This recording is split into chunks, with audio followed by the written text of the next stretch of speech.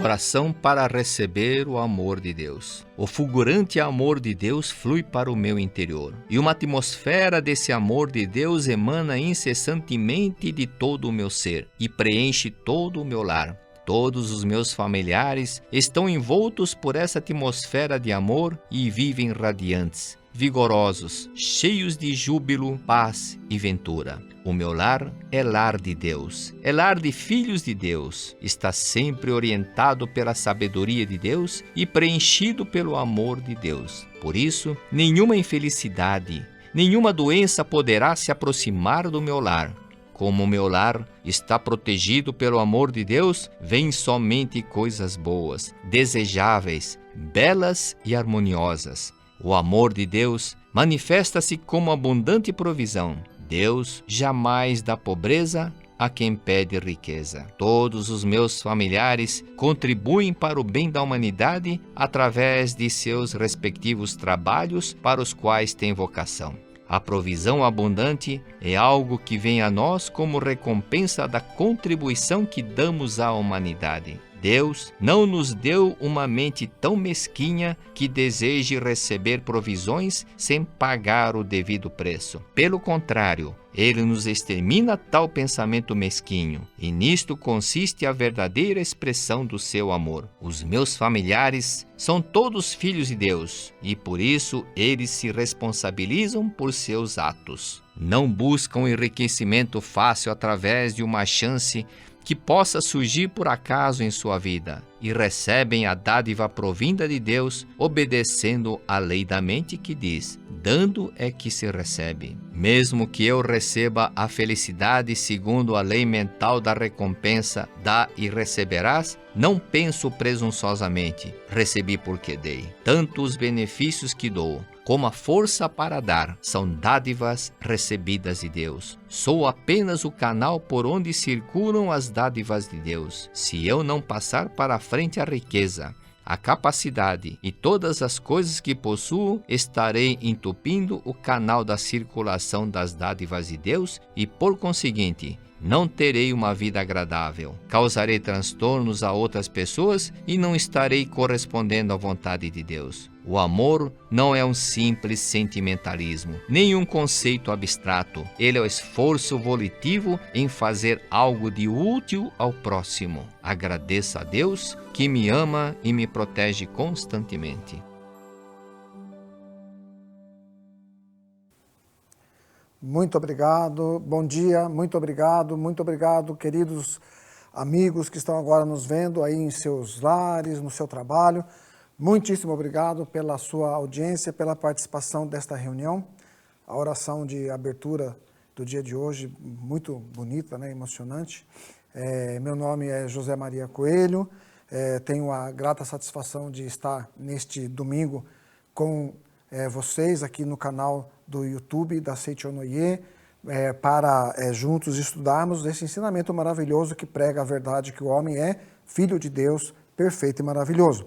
E você que está assistindo a gente aí, por favor, coloque aí o seu likezinho, gostei, dá uma curtida aí no canal, por favor, faça o seu comentário, que com certeza isso nos ajuda também a chegar a mais pessoas, para que elas também descubram a potencialidade da vida, a grandiosidade da vida que se manifesta através de nós, quando conscientizamos que somos filhos de Deus perfeitos e maravilhosos. Bom, no dia de hoje nós vamos estudar um livro fantástico de autoria do Sagrado Mestre Seicho Taniguchi, chamado Amemos Intensamente. Este livro ele é realmente maravilhoso. Você que ainda não tem, você pode adquiri-lo através da livraria virtual da Seichonoye, pode entrar lá no portal da Seichonoye, adquirir este livro, você vai amar. E se você já tem e gostaria de presenteá-lo, também, por favor, adquira aí através do portal, que com certeza você vai estar fazendo um ato esplendoroso na vida da pessoa. Nós vamos estar falando aqui, nós vamos começar a falar de um título do capítulo 2, Uma Vida Bela. Mas eu vou depois comentar alguns relatos do capítulo 1 para vocês perceberem o quanto é maravilhoso o ensinamento da Seichonoye. Então, o Sagrado Mestre Seicho Taniguchi diz assim, página 27. Se desejamos viver de modo verdadeiramente belo, não devemos pensar somente em nós mesmos. Uma vida verdadeiramente bela não significa viver com aparência bonita, tal como vestir roupas vistosas, morar em uma bela casa, comer comida saborosa ou ter um lazer agradável.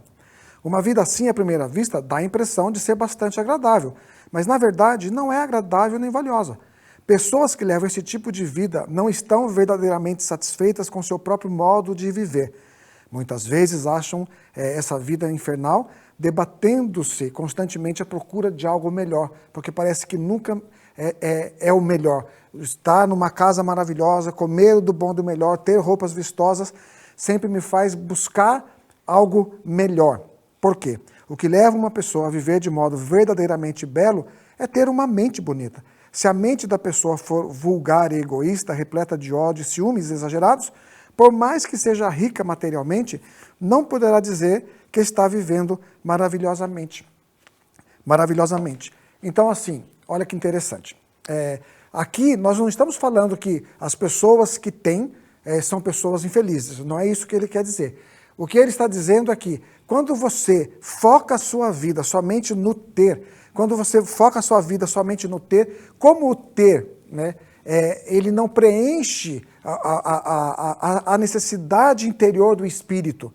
O que preenche a necessidade interior do espírito é ser, é reconhecer a sua divindade como filho de Deus.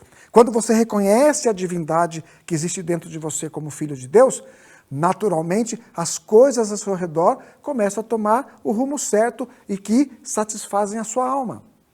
Por isso que Cristo disse, buscar em primeiro lugar o reino de Deus. O reino de Deus se busca de forma vertical, através de um conceito vertical eu sou filho de Deus, criado à imagem e semelhança de Deus e vou trilhar esse caminho de Deus. Trilhar o caminho de Deus é ter essa mente que ele diz aqui, que é uma mente repleta de amor.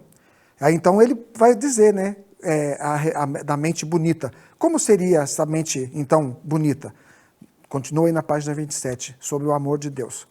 Dizer que há beleza ou feiura na mente parece ser uma figura de linguagem, mas não conseguimos achar beleza onde há verdadeira manifestação, mas conseguimos achar beleza onde há verdadeira manifestação da vida de Deus. Beleza é a imagem que visualizamos quando vemos a vida de Deus dentro dessa manifestação. Porque enquanto não vemos a vida de Deus dentro da manifestação, a mente do falso eu, essa mente que ele diz ali antes, a mente do ódio, do ego, da raiva, da inveja, aparece e você nunca se satisfaz com aquilo que está apresentado agora diante de você. Podemos dizer, então, página 28, que a mente bonita é se manifesta plenamente. Podemos dizer que a mente bonita é a que manifesta plenamente o amor e a sabedoria que constitui a vida de Deus. O amor de Deus é sempre acompanhado de profunda sabedoria. Olha que interessante, a gente vai falar daqui a pouco de um relato, para vocês terem uma ideia, que ele diz, o amor de Deus é sempre acompanhado de profunda sabedoria. Jamais é um amor cego. O amor cego pode chegar a matar o ser amado, mas o amor de Deus sempre vivifica a pessoa amada como filha de Deus. Aí ele comenta que no final do ano de 1957, ocorreu um suicídio duplo que ganhou destaque nas manchetes dos jornais japoneses, ficando conhecido como o caso do suicídio duplo do Monte Amagi. O amor do estudante que se matou com a namorada era um amor que mata, e não um amor que vivifica. Pode-se dizer que o amor desse estudante era um amor cego, jamais um amor divino. Assim sendo, eles jamais viveram uma vida bela. Por mais que imaginemos esse caso com doce sentimentalismo, um suicídio duplo jamais pode ser considerado como resultante de uma vida bela. Ou melhor, só podemos dizer que o casal deve ter vivido uma vida horrível. Eles devem ter tido uma situação complicada para chegar a esse ponto de tirar a própria vida, não é verdade? Aí então o professor diz assim, que o que salva o homem? Disse anteriormente que a vida é bela quando vivificamos o outro. Pensando bem, vivificar o outro é um assunto muito sério. Suponhamos que exista aqui um mendigo faminto. Olha só que interessante. Para vivificar verdadeiramente o mendigo, não basta dar dinheiro ou bens materiais a ele. Se você der dinheiro, pode ser que ele fique contente momentaneamente. mas isso não significa que a vida dele foi verdadeiramente vivificada. O mendigo poderá se acostumar com essa vida fácil de receber dinheiro sem fazer nenhum esforço. Ficará cada vez mais preguiçoso e provavelmente terminará a vida sem jamais sentir a alegria de trabalhar e de ser útil a alguém. Olha só que interessante, eu achei muito bonito aqui o que o professor vem nos ensinar. Aí ele vai dizendo assim, os materialistas costumam dizer que o que salva a vida do homem é um pedaço de pão, e não algo abstrato como o amor de Deus. Suponhamos que haja aqui um mendigo que esteja à beira da morte por passar fome. Então os materialistas afirmam que somente um pedaço de pão poderá salvar esse mendigo da morte, e não ensinamentos sobre Deus, fé ou força espiritual.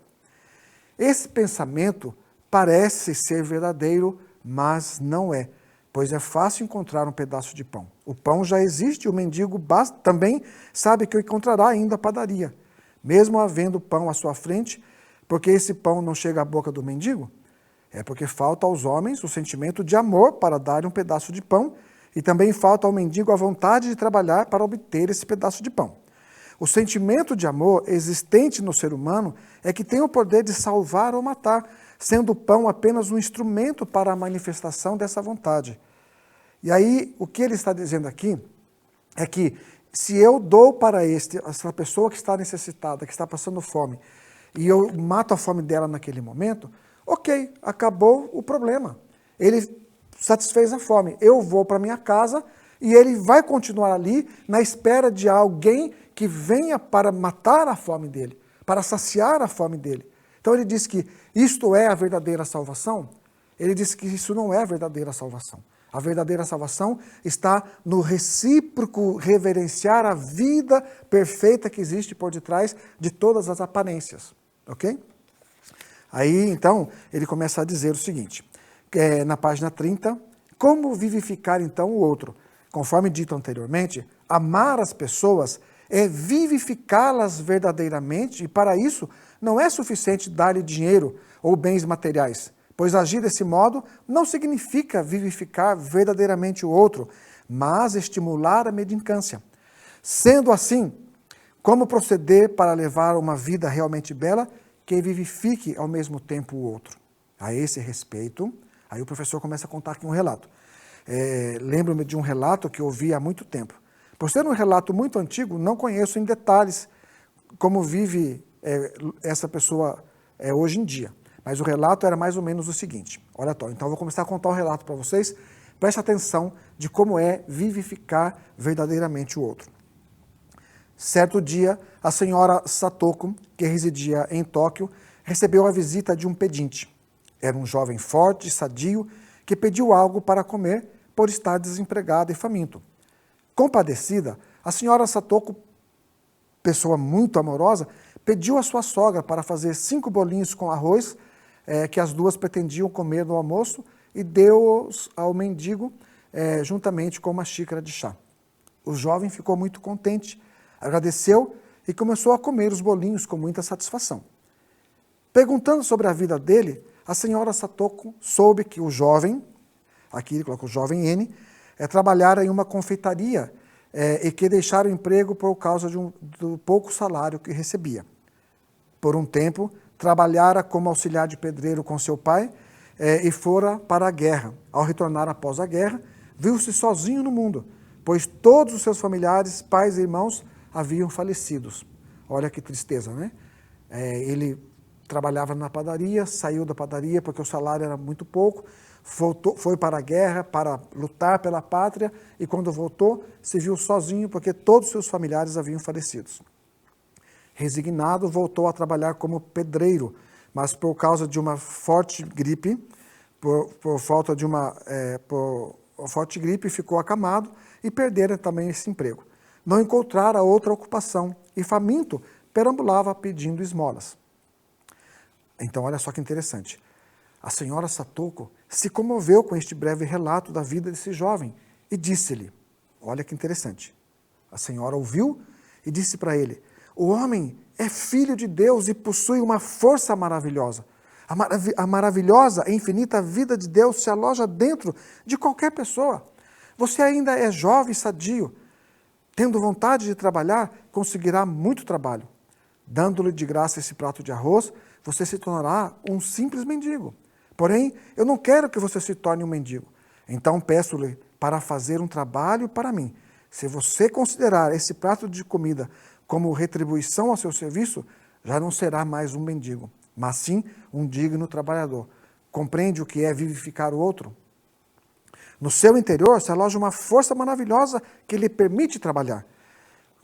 O jovem ficou assim, estupefato, ele ficou radiante, com o rosto radiante. O jovem disse, muito obrigado, dona, faço qualquer trabalho para a senhora. E a senhora Satoko então pediu para ele cortar lenha e consertar a despensa que ficava nos fundos.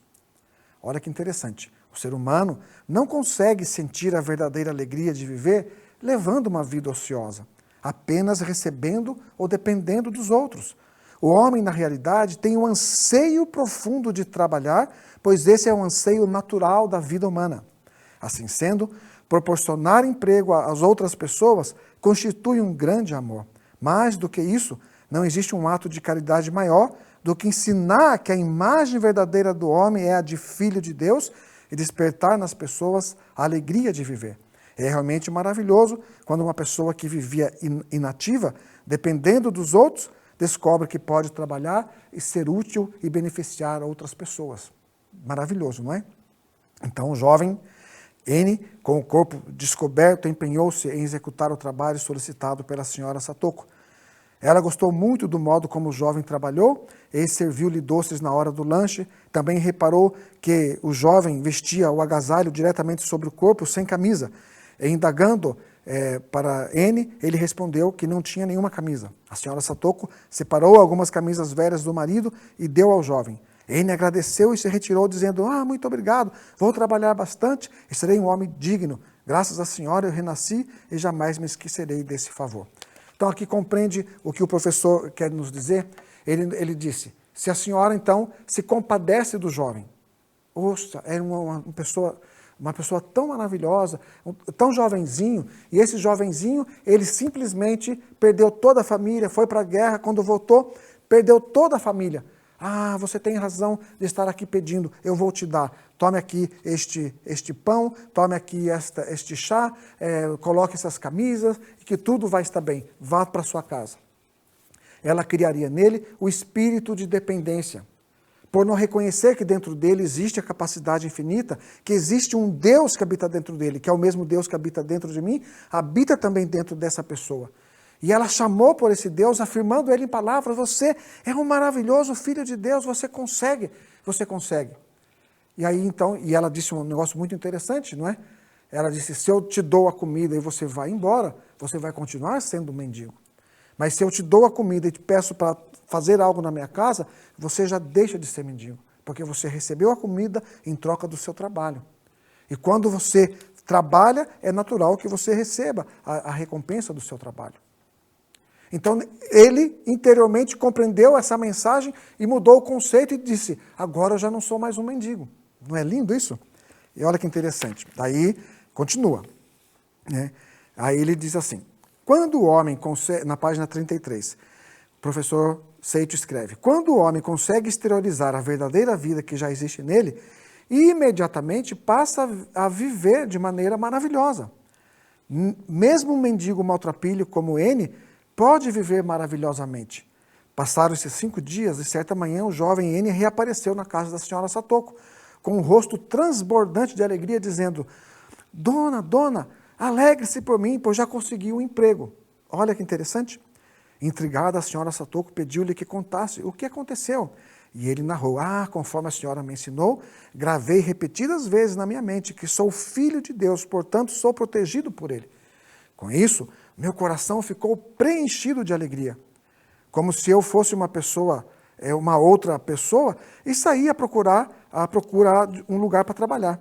Entretanto, não encontrei nenhuma pessoa disposta a empregar um mendigo maltrapilho.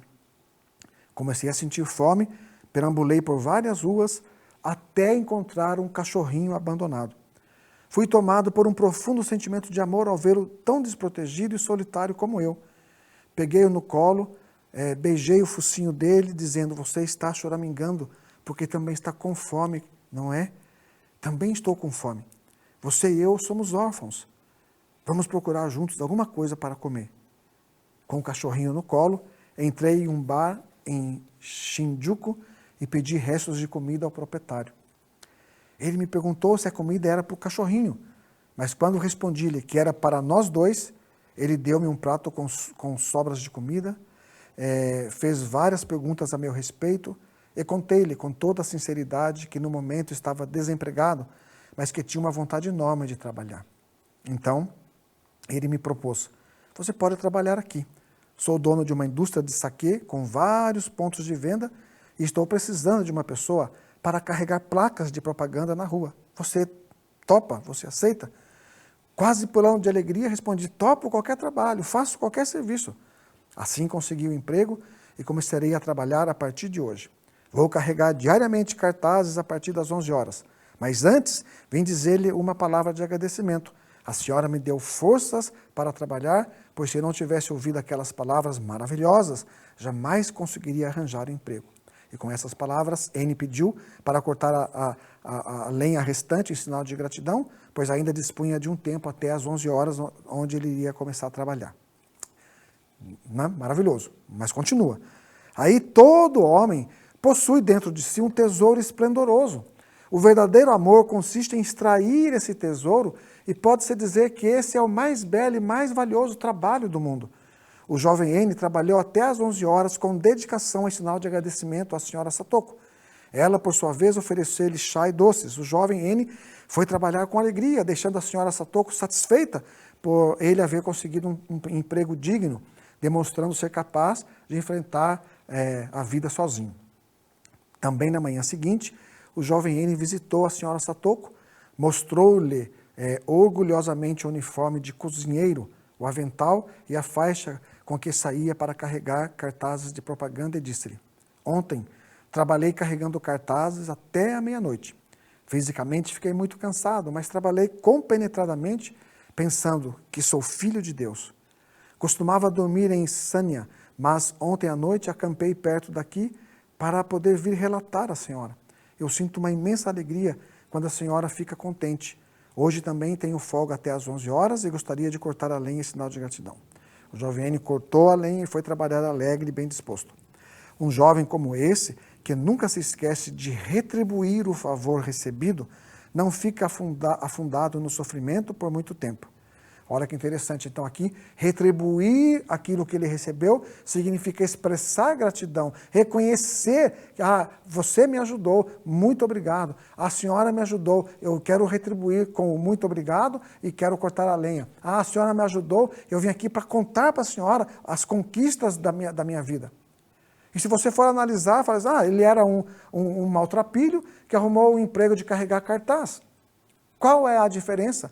A diferença é que o Deus interior que habita dentro dele estava dizendo para ele: parabéns, N, porque você deu uma guinada na sua vida. Você está em busca de algo infinitamente melhor. Esse algo infinitamente melhor já existe no mundo de Deus e está à sua espera. Basta você preparar-se para receber e com esse sentimento de gratidão, de reconhecimento, seguramente ele vai conseguir. Aí então, ele continua dizendo, que ele cortou daí a lenha. Aí o professor diz que ele reconheceu o trabalho, que nunca vai ficar afundado em sofrimento. N trabalhou com afinco e sua sinceridade foi reconhecida pelo dono do estabelecimento. Arranjou um lugar para N morar e de diarista passou a mensalista. Assim, o jovem tornou-se uma pessoa digna, merecedora de toda a confiança do dono, que até prometeu no futuro abrir-lhe um ponto de venda se ele continuasse trabalhando com toda a sinceridade. As palavras da verdade que a senhora Satoko transmitiu ao jovem N o vivificaram e o despertaram para a verdadeira vida, assegurando-lhe a prosperidade. Também proporcionaram alegria a todas as pessoas que se relacionam ou que virão a se relacionar com ele, e esse mérito é imensurável. Viver para vivificar e salvar, amando e abençoando as pessoas, é realmente uma vida própria de filho de Deus, e a alegria de viver é assim realmente inigualável. E aí então, o que eu queria comentar com vocês aqui é que o professor, ele nos ensina que quando você compreende essa verdade E não olhe para a aparência. Eu sou o filho de Deus, o outro é mendigo. Eu sou o filho de Deus, aquele é um sem trabalho. Eu sou o filho de Deus. Isso não é o vivificar da vida bela, mas é reconhecer em todos a vida que habita dentro de cada um, que é a vida perfeita de Deus. Eu ouvi um relato de experiência um dia fazendo uma atividade para a Associação das Senhoras da Seitonê, a Associação Pomba Branca, de uma senhora. E ela estava dizendo que trabalhava numa padaria e ela levava as revistas da Seitonê na padaria. Então, na hora da folga dela, ela pegava um montinho de revista aí e dava para algumas pessoas. E tinha uma pessoa lá que ia buscar, né, comida. Era um mendigo, uma pessoa que era um morador de rua. E ela dava comida para ele, né, que era da padaria, e dava a revista para ele. E dava revista, sempre dava revista, sempre dava revista, sempre dava revista. E, enfim, tempo passou, ela se aposentou desse local, e aí um dia ela estava em determinado lugar, e ela entrou numa venda, num mercadinho, para comprar alguma coisa. E aí tinha uma fila, ela já pegou o mantimento que ela precisava, pegou algo ali na fila, pegou algo do armário ali, da gôndola, e um macarrão, sei lá o quê, e ficou na fila esperando. Quando ela estava na fila esperando, alguém lá atrás disse, jovem, para ela, senhora, jovem, senhora bonita, por favor, por aqui, vem aqui. E ela, comigo? Assim, sim, é com a senhora. Aí ela foi conversar, e o rapaz, a senhora não lembra de mim? Ela, não, você não me é estranho, mas eu não lembro. Eu sou aquela pessoa que a senhora dava revista, eu ia lá pegar comida lá na padaria, a senhora me dava revista. Aquela revista mudou minha vida, as revistas mudaram a minha vida. Eu comecei a ler, comecei a praticar o ensinamento da Seichonoye e hoje eu sou o dono deste mercadinho. Olha que coisa maravilhosa. Ou seja, quando você compreende a essência de que eu sou o Filho de Deus perfeito e maravilhoso, e que quando eu coloco a minha vida a favor da vida do outro, a favor da vida do próximo, que eu realmente faço algo de benefício para alguém, seguramente você está trilhando um caminho que vai fazer com que as pessoas tenham, né, um verdadeiro despertar e comece a praticar o ensinamento no seu cotidiano, ok? Como eu disse para vocês, que o capítulo 1 do livro, ele também tem algo assim maravilhoso, e nesse capítulo 1, o relato que eu quero compartilhar com vocês é algo maravilhoso. Mas o professor está falando da vida bela, ele está falando do que a vida é bela quando o amor é intenso, quando você intensifica a sua capacidade de amar. Aí ele diz assim, na página 17, que amar é realmente maravilhoso. Mesmo uma singela flor do campo consegue despertar alegria nas pessoas que amam flores. E nos sentimos felizes tratando os animais com amor e carinho. Aí ele diz assim, diz ser simplesmente amor, mas existem diversos níveis de amor. Desde o amor de nível mais baixo até o de nível mais elevado, que podem ser intensificados infinitamente até atingir o amor supremo como o amor de Deus ou a misericórdia de Buda. Este modo de pensar parece definir o amor, mas isso não significa que existam tantos níveis de amor, desde o mais baixo até o mais elevado. Na verdade, existe somente o amor divino, o amor búdico. E o amor menos elevado nada mais é que um estado em que o amor divino aparece distorcido, quando o ser humano não consegue manifestar plenamente o verdadeiro amor. E quando esse amor é distorcido, a gente tenta mudar o outro. Você quer mudar o outro, você de alguma maneira, você pensa, eu vou fazer alguma coisa para mudar o outro. Esse é amor distorcido, não é o amor verdadeiro. Que o amor verdadeiro é aquele amor que reconhece a divindade dentro de mim, a imagem verdadeira dentro de mim, e essa imagem verdadeira que existe dentro de mim, existe também dentro do outro.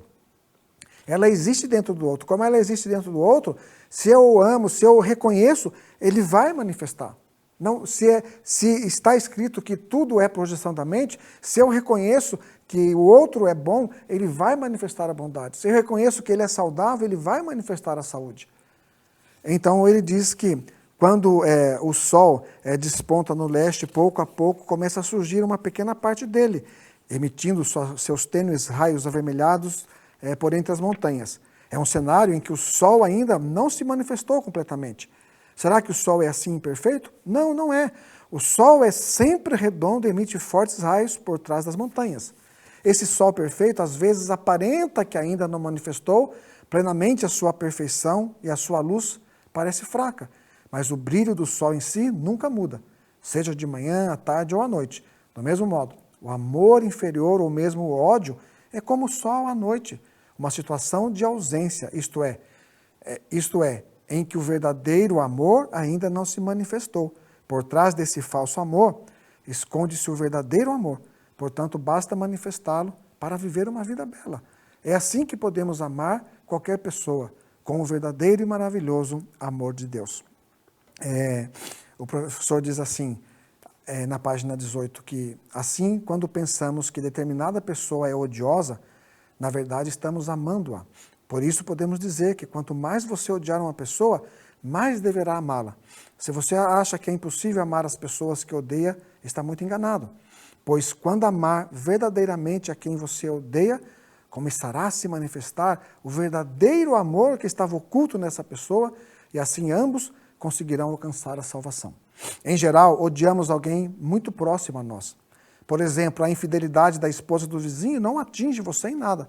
Porém, se a sua esposa lhe for infiel, ou se ela lhe dirigir palavras rudes e ásperas, você ficará extremamente irritado. Isto porque você a ama, né? E deseja ser bem tratado por ela. Aí então, ele diz assim, você se irrita porque esse seu desejo não está sendo correspondido. Portanto, se você odeia alguém, conscientize-se de que, na verdade, você o ama muito. Tente, então, manifestar esse amor com naturalidade. O amor é manifestado por meio de palavras. Enquanto você não expressar seu amor com palavras carinhosas, não conseguirá sentir com intensidade o amor. Por isso ele diz que na Seitione nós dizemos da força da palavra. Hoje nós vamos terminar a oração utilizando a força da palavra. Nós vamos terminar a palestra recitando as palavras sagradas. Imagem verdadeira, harmonia, perfeição. Imagem verdadeira, harmonia, perfeição. Que traz a nossa perfeição interior, que vibra com a perfeição do grandioso Deus do universo, manifesta-se em nós a imagem verdadeira, perfeita e harmoniosa. Ok? Então ele disse assim, o amor é manifestado por meio de palavras, e enquanto você não expressar seu amor com palavras carinhosas, não conseguirá sentir com intensidade o amor. Além da palavra falada, a fisionomia e as atitudes também expressam palavras. E em todas essas expressões devemos manifestar amor, pois mesmo que sintamos muito amor, se não o expressarmos, ele ficará oculto, tal como o sol encoberto pelas nuvens. Palavras carinhosas e amáveis são necessárias, principalmente entre os membros da família, pois as desavenças conjugais geralmente se originam de palavras ditas com certo desdém ou expressadas no semblante fisionômico. Às vezes alguém vem pedir orientação e fala, estou em desarmonia com a minha esposa. A gente pergunta, você tem falado muitas coisas rudes em casa? Fala, não. Daí você fica meio assim, mas se ele não fala palavras ruins, rudes em casa, o que está acontecendo? Aí a gente pergunta, e a sua cara quando a mulher fala alguma coisa? Como está? Então, não foi dito, expressado em palavras, mas o sentimento manifestou-se no seu rosto em forma de insatisfação. Compreende? Então, por isso que ele diz que é importante cuidar da palavra, cuidar do semblante, sorrir alegremente, usar palavras positivas, palavras de afirmação. Sou filho de Deus, sou alegre, a vida é realmente bela. E aqui, então, o professor ele começa a contar um relato de experiência que é muito interessante. Ele fala da senhora Chieko, da cidade de Tobata, que ela não se entendia muito bem com o marido e não conseguia deixar de criticá-lo em pensamento.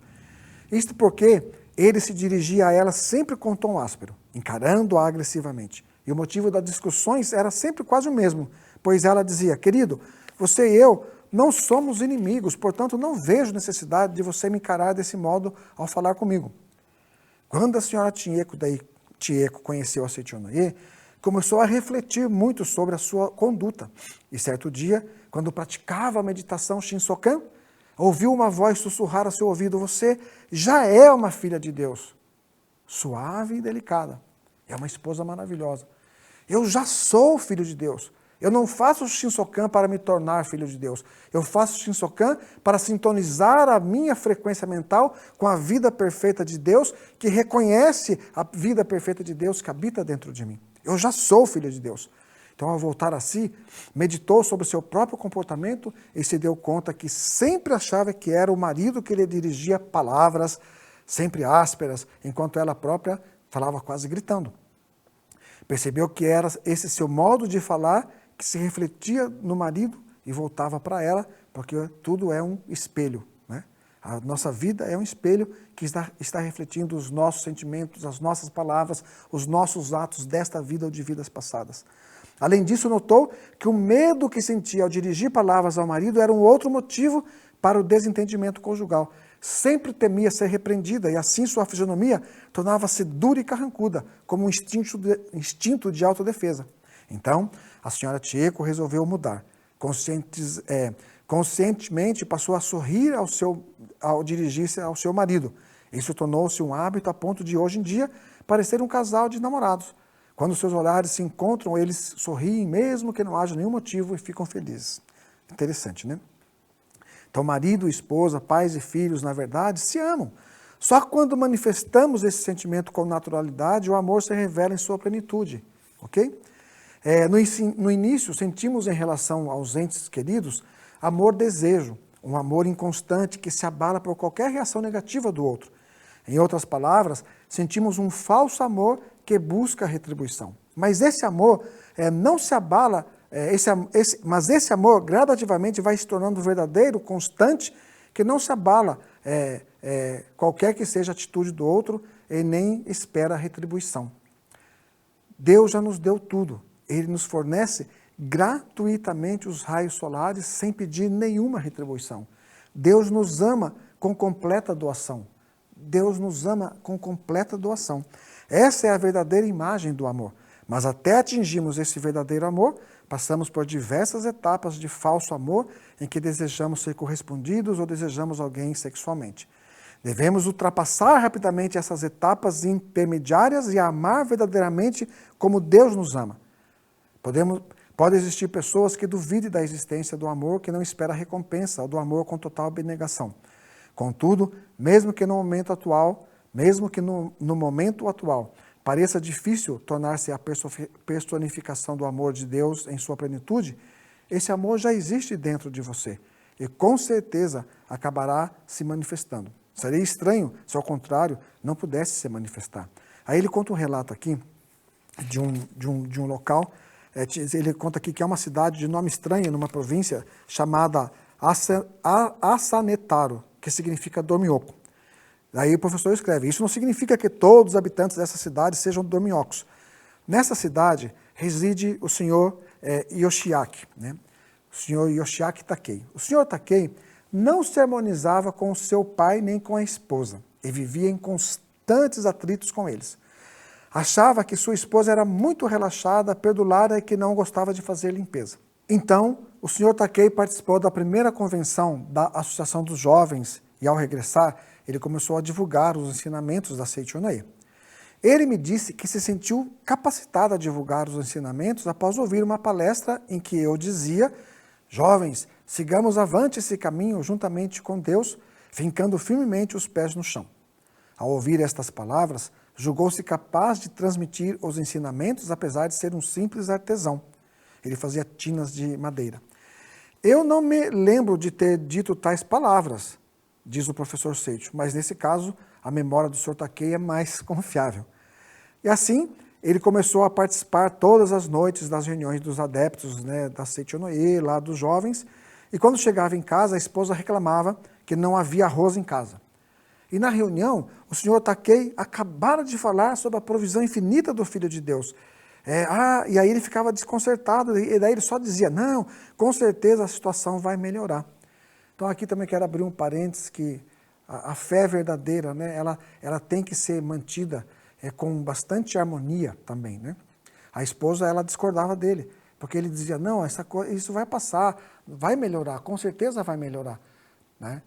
Ele acabou de falar lá para as pessoas na reunião da Seichonae, provisão infinita já existe, arroz tem em abundância, quando a gente precisa vem, mas chegou em casa e não tinha arroz, está faltando arroz. Será que a fé dele estava correta? O que estava faltando? Aí então o professor Seicho, ele continua dizendo, o senhor Takei chegou à conclusão de que, sem dinheiro, não poderia trabalhar para o movimento de iluminação da humanidade. Então achou essencial que ele próprio conseguisse a provisão infinita e se empregou em uma mina de carvão. Pensou em acumular 100 mil ienes para depois se dedicar ao movimento de iluminação. Quem pensa assim, geralmente não obtém sucesso. O senhor Takei começou a trabalhar, mas em vez de ganhar 100 mil ienes, acumulou 70 mil ienes de dívidas. Então, resolveu se separar da esposa, culpando-a pelos gastos excessivos. Como o senhor Takei já era adepto da Seicho-no-ie, contou com o incentivo e auxílio de outros adeptos, reconsiderou a sua decisão, trouxe a esposa novamente para junto dele e começou a produzir tinas na cidade de Dormiocos, de Asanetaro. Com entusiasmo, aprofundou a sua fé, firme e constantemente, e encontrou a suprema alegria divulgando os ensinamentos da Seicho-no-ie a várias pessoas por meio do seu trabalho. E olha que interessante, esse jovem Takei, essa docilidade que ele tem de ver as coisas, de enfrentar a vida. Certo dia, um homem com tatuagens em todo o corpo pediu-lhe que falasse sobre a Seicho-no-ie. E o senhor Takei empenhou-se em transmitir tudo, que o homem é filho de Deus perfeito, que nós somos irmãos, somos fraternos. O homem se foi em silêncio e, passado vários dias, um táxi parou repentinamente de frente à casa do senhor Takei às 11 horas da noite. Dele desceu o homem tatuado, que já tivera várias passagens pela polícia, pedindo-lhe para pagar 3.500 ienes para o motorista de táxi. 3.500 ienes? Por quê? Tomei o táxi em Yoshinori, mas não tinha dinheiro para pagar, respondeu o homem tatuado. Para mim, bastaria voltar para a penitenciária, mas como você me disse que todos os homens são irmãos, resolvi vir para cá. Olha, o que você faria nessa situação? Era uma estranha lógica, mas o senhor Takei desejou do fundo do coração a recuperação do homem tatuado, para que ele não voltasse a praticar crimes. Procurou os vizinhos e os parentes dele para tentar obter algum empréstimo, mas nada conseguiu. Assim, ele mesmo tornou-se avalista do homem, desse senhor, que não tem um nome, é o homem tatuado, e responsabilizou-se pelo pagamento da dívida de 3.500 ienes ao motorista do táxi. O senhor Takei precisou se esforçar para levantar os 3.500 ienes e efetuar o pagamento 2 dias depois. E é claro que o homem tatuado não tinha nenhuma intenção de reembolsá-lo. Olha só que interessante, aqui tem um título daí no livro, na página 24, que diz assim, viver totalmente uma vida divina. Em um caso desses, o professor Seicho fala, não encoraja os senhores a avalizar o empréstimo como fez o senhor Takei, pois é contra o bom senso. Porém, mesmo uma ação como essa, aparentemente fadada ao fracasso, pode tornar-se uma maravilhosa salvação, dependendo das atitudes posteriores. A esposa do senhor Takei ficou um pouco contrariada ao saber do pagamento de 3.500 ienes ao motorista do táxi, mas ponderou e orou com o marido fervorosamente. Praticaram a meditação Shinsokan, visualizando a natureza divina original do maravilhoso Filho de Deus existente no outro e também no mundo criado por Deus, onde não existe quem pratica o mal. Nada pediram em retribuição, nem a devolução do empréstimo. Além disso, o senhor Takei agradeceu por esse fato, pois acreditava que por meio desses 3.500 ienes, sua vida fora salva, pois todos os karmas maléficos do passado foram extintos. Compreende a diferença? Então, olha só, o senhor Takei, ele também estava endividado. A situação dele era muito complicada. E aí, quando ele falou para esse senhor tatuado, você é filho de Deus, somos irmãos em Deus, somos irmãos, somos fraternos, ele um dia foi embora, voltou no táxi, pegou o táxi de uma cidade longínqua, chegou e disse, 3.500 ienes você paga porque a gente já é irmão. Você falou que a gente é irmão, eu podia ir para a penitenciária, mas como você disse que a gente é irmão, imagina, né? Ele veio, acho que a gente fica assustado com essa situação. Mas ele chegou à compreensão. É uma oportunidade que Deus está me dando, para mudar a minha vida nesse exato momento. Eu também não tinha esse 3.500, eu tive que mover várias situações para pagar o taxista para cumprir com a obrigação, com o dever de pagar ao taxista. E ele o fez, e durante a oração, ele não disse, como eu sou uma pessoa bondosa, eu fiz isso, Deus, por favor, me restitua esses 3.500. Ele disse, não, esses 3.500 é o sinal de que os karmas negativos do passado estão todos eliminados aqui agora. Só existe Deus e a imagem verdadeira. E só existe Deus e a imagem verdadeira aqui agora em mim e também no outro. Né? É uma atitude que poucos conseguem tomar, pois foge do senso comum agradecer a pessoa que engana e toma o dinheiro. Mas a fé não se explica pela razão. Olha o que o professor Seito diz. A fé não se explica pela razão. Por quê? Porque a razão, eu sempre digo, né? A razão, ela cria limites. A razão, ela cria uma mente de dúvida. Já a fé, que ele diz que transcende tudo isso, é aquela fé que, num salto, a pessoa compreende que aqui agora eu sou a vida perfeita de Deus. Se eu perdi algo, agora, esses 3.500 ienes, não foi uma perda, foi uma oportunidade que a vida me deu para, através deste dinheiro que foi, desintegrar um karma negativo do passado e começar a abrir, então, as portas da provisão infinita para mim. Se é uma pessoa que usa a razão, diz assim, esse desgraçado, tatuado, tinha dinheiro para fazer a tatuagem porque não ficou preso nesse desgraçado. Mas não, o senhor Takei chegou à compreensão, ele é um filho de Deus, ele é um amado filho de Deus, ele é um perfeito filho de Deus. Não ficou preso ali dizendo, Deus me devolva esse dinheiro. Aí então, vou ler mais uma vez. O professor Seito, ele diz, é uma atitude que poucos conseguem tomar, pois foge do senso comum agradecer a pessoa que engana e toma o dinheiro, mas a fé não se explica pela razão. Não é necessário dizer que o senhor Takei orou fervorosamente apenas com sentimento de gratidão, sem desejar a devolução do empréstimo, nem tampouco receber agradecimentos do homem tatuado. Assim, se passaram vários dias. Nisso, programaram uma palestra da Seichoné em local próximo à casa do senhor Takei, e ele resolveu convidar os vizinhos e também o homem tatuado. Este, ao receber o convite, imediatamente foi à casa do senhor Takei e disse-lhe, o homem tatuado, foi à casa dele depois que recebeu o convite para ir para a reunião da Seichoné. O que é isso? Preocupado com a cobrança do dinheiro que você me emprestou, não consigo dormir direito à noite. Já fiz muita coisa errada, mas nunca me senti assim. Durmo, mas acordo assustado com algum pesadelo. Hoje recebi o seu convite para participar da palestra da Seichoné. Li e reli várias vezes, mas nele não vi nada escrito cobrando minha devolução dos 3.500 ienes. Nesse momento, realmente senti do fundo da minha alma ter causado transtorno ao Senhor. Então, corri para arranjar os 3.500 ienes e vim devolvê-lo. Receba-os, por favor. Não é maravilhoso? Assim, uma pessoa tida como malandro e incorrigível, até mesmo pelos seus parentes, passou a manifestar a sua magnífica natureza divina, tornou-se adepto da Seichoné, passando até a usar um distintivo que encomendou e também inscreveu-se como sócio da Missão Sagrada. Atendendo à recomendação do Sr. Takei, ele se inscreveu na Missão Sagrada.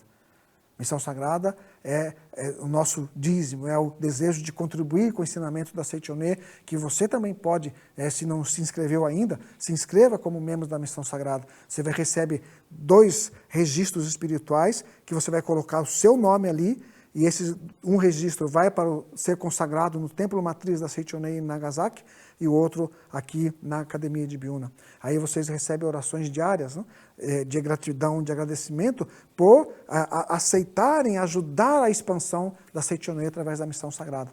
E você que já está inscrito, pensa, né, com carinho em poder, de repente, mudar da categoria que já está há anos em mantenedor, que tal passar para dizimista especial, benemérito, enfim, né? Ok? Por favor. Aí então ele diz, desse modo, a vida do homem tatuado foi completamente salva graças à maravilhosa dedicação de amor do Sr. Takei. Isso não quer dizer que o Sr. Takei tenha sido um santo ou um homem virtuoso desde o início. Conforme dito anteriormente, tropeçou várias vezes na vida. Porém, por maior que fosse o tropeço, o mesmo sendo um cidadão comum, ele sempre buscou um amor correto, um amor mais profundo e conseguiu realizar parte dele. Hoje em dia, em quase todas as reuniões, o senhor e a senhora Takei comparecem juntos e são muito conhecidos por conversarem harmoniosamente como se fossem recém-casados. Assim, o amor do homem vai se intensificando, elevando e purificando gradativamente, e com isso a alegria e o prazer da vida também vão sendo purificados e fortalecidos cada vez mais infinitamente. Como se vê, parece que damos amor em benefício de outras pessoas, mas nós mesmos é que somos beneficiados. Enfim, quem vivifica o outro, vivifica a si próprio, vivendo totalmente uma vida divina. Então, para viver esta vida divina, nós aprendemos que nós precisamos reconhecer no outro a vida grandiosa de Deus. E a vida grandiosa de Deus é uma vida bela. É uma vida que vê a parte positiva. É uma vida que, no início nós falamos, né, que intensifica a sabedoria para manifestar o amor no seu cotidiano. O amor que se manifesta no cotidiano orientado pela sabedoria sempre vai dar certo. O amor que se manifesta no cotidiano sem sabedoria, ele se torna amor cego, como disse o professor Seicho, o amor egoísta, o amor egocêntrico, e acaba causando transtorno na vida das pessoas que estão ao seu redor. Então é muito importante que você, ao utilizar o ensinamento da Seicho Noye no seu cotidiano, você o utilize com bastante sabedoria, com bastante amor. Faça circular o amor através da sabedoria. Como eu faço circular esse amor através da sabedoria? Eu posso circular esse amor através da sabedoria, no caso do relato, aqui dos relatos, né? Você pode observar o relato do senhor que era um maltrapilho, e um mendigo, e que a senhora elogiou o Deus interior. O Senhor é maravilhoso e perfeito. Se o senhor receber essa comida aqui agora e capinar ali para mim, já não é mais mendigo, é um trabalhador, e eu estou pagando você com a comida.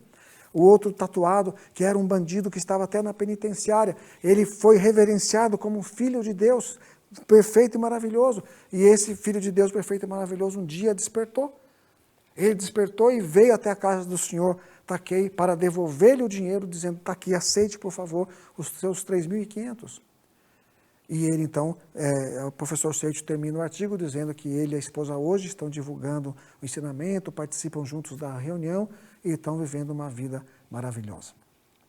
E essa vida maravilhosa, também na vida prática, nós realizamos, né, a meditação Shinsokan, lemos a Sutra Sagrada Chuva de Néctar da Verdade, fazemos atos de caridade, distribuímos revistas, participamos das reuniões virtuais, das reuniões locais, das reuniões presenciais que já vamos começar a estar fazendo, ok?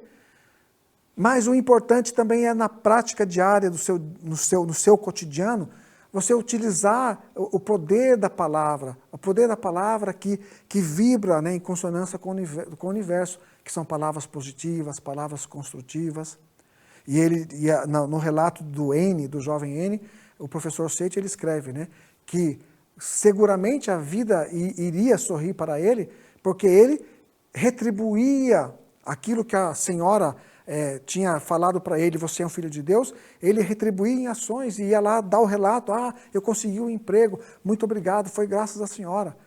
Então, esse ato de retribuição é o sentimento de gratidão, e que nós podemos em casa exercitar o poder da palavra, dedicar, por exemplo, aí 5, 10 minutos e dizer: muito obrigado, muito obrigado, muito obrigado, obrigado Deus, obrigado Deus, obrigado Deus, obrigado antepassados, obrigado antepassados, obrigado antepassados, obrigado papai, obrigado mamãe, obrigado irmãos, obrigado sogro, sogra, cunhado, esposa, obrigado minha vida é vida de Deus, minha vida é vida de Deus, muito obrigado. E também utilizar do poder da palavra que faz com que manifeste-se a imagem verdadeira perfeita, que é a prática da imagem verdadeira, harmonia, perfeição. Então, nós vamos utilizar aquela prática que nós fazemos no final da conferência, não é a prática completa, mas chamar pelo nosso Deus interior através das palavras sagradas: imagem verdadeira, harmonia, perfeição. Imagem verdadeira, harmonia, perfeição. O que existe aqui? Só existe Deus e a imagem verdadeira.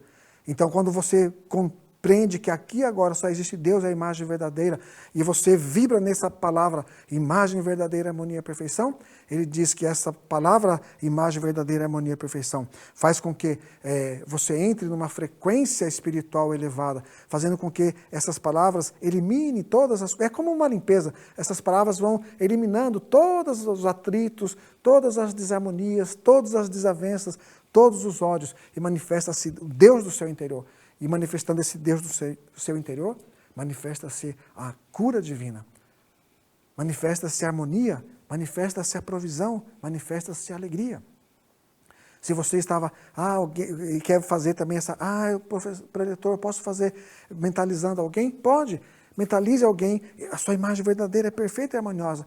E durante a prática, recite junto, vibre junto, olhando firmemente para dentro do Deus que habita no próximo.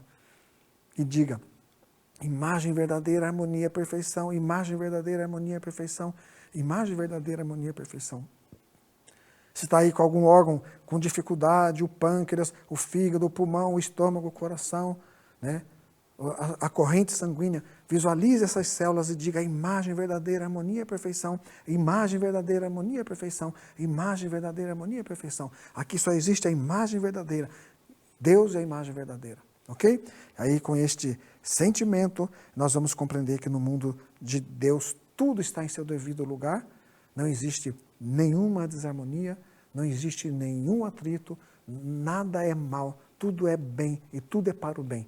E aí a gente vai, depois da prática, utilizar da sabedoria divina, acompanhada do amor, para transformar o nosso ambiente, transformar a nossa vida, transformar a nossa casa num ambiente agradável, num ambiente maravilhoso, vivendo realmente a prática do ensinamento da Setionaya.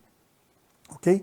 Então nós vamos iniciar a prática afirmando somente, juntos os senhores em casa vão repetir essas palavras sagradas. Imagem verdadeira, harmonia, perfeição. Imagem verdadeira, harmonia, perfeição. Imagem verdadeira, harmonia, perfeição. Imagem verdadeira, harmonia, perfeição. Você pode então visualizar, recitar junto comigo, visualizando então você, todo o seu corpo, que é a imagem verdadeira, harmonia, perfeição, a vida de Deus que habita em você, que é a imagem verdadeira, harmonia, perfeição. Você pode visualizar isso para alguém da família, um amigo seu que está passando por uma certa situação fenomênica, você vai chamar por esse Deus interior, imagem verdadeira, harmonia, perfeição, imagem verdadeira, harmonia, perfeição. E depois, por favor, mande o seu relato de experiência, nos dizendo, olha, eu participei da prática e realmente mudou a minha vida. Com certeza vai mudar, ok? Com certeza vai melhorar, porque nós somos merecedores, filhos de Deus, ok? Então, por favor, assuma a posição de oração, feche os olhos, fique com a mente tranquila e acompanhe mentalmente. Canto evocativo de Deus. Ó Deus Pai, que dás vida a todos os seres viventes, abençoai-me com o vosso Espírito. Eu vivo não pela minha própria força, mas pela vida de Deus Pai que permeia os céus e a terra. As minhas obras não sou eu quem as realiza, mas a força de Deus Pai que permeia os céus e a terra. Ó Deus, que vos manifestastes através da Setionoye, para indicar o caminho dos céus e da terra, protegei-me. Em posição de oração, com os olhos fechados, palavras do condutor.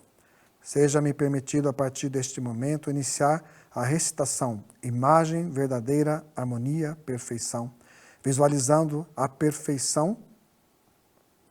Aí você pode visualizar seu nome ou a pessoa para a qual você vai dedicar. No mundo de Deus, somente existe a perfeição, a harmonia. Não há nada que esteja doente, nem quem tenha sido acidentado. Então, e também não existe a doença que possa atacar o homem, nem acidente que possa afetar o homem. No mundo de Deus, todas as pessoas estão em seu devido lugar de forma harmoniosa e perfeita. Desta maneira, negamos firmemente o fenômeno e visualizamos somente a imagem verdadeira, harmoniosa e perfeita.